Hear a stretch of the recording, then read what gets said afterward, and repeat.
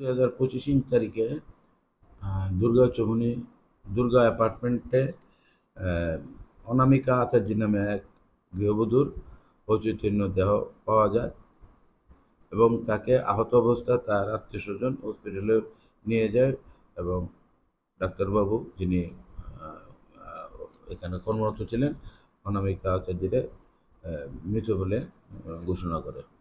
পরবর্তীকালে পুলিশ একটা unnatural death UD case নেয় এবং তদন্ত শুরু করছে। এর মধ্যে গতকাল 16 তারিখ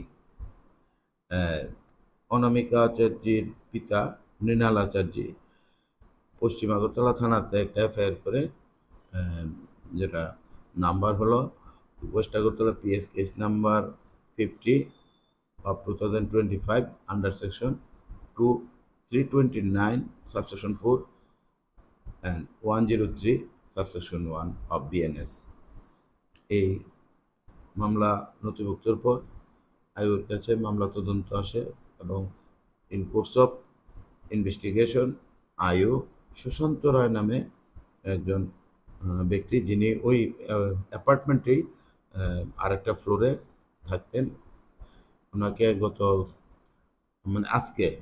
গত ভোরবেলা ভোর 3:50 অ্যারেস্ট করে আজকে আদালতে প্রেরণ করে এবং 5 দিনের পুলিশ রিমান্ড চায়। আমি সরকার পক্ষে এই পুলিশের যে প্রেয়ার পুলিশ রিমান্ডের, সেই প্রেয়ারের সপক্ষে আদালতের কাছে হিয়ারিং করি এবং পুলিশের যে আবেদন, সেই আবেদনের যুক্তিগত তুলে ধরি।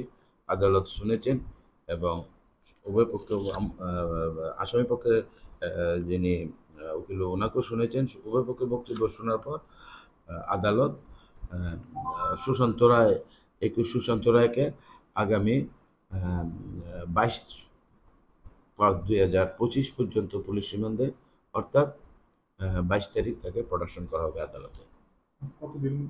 5 দিনের পুলিশ রিমান্ড দেওয়া আদালতে এবং পুলিশও 5 দিনের পুলিশ রিমান্ড চেয়েছিল।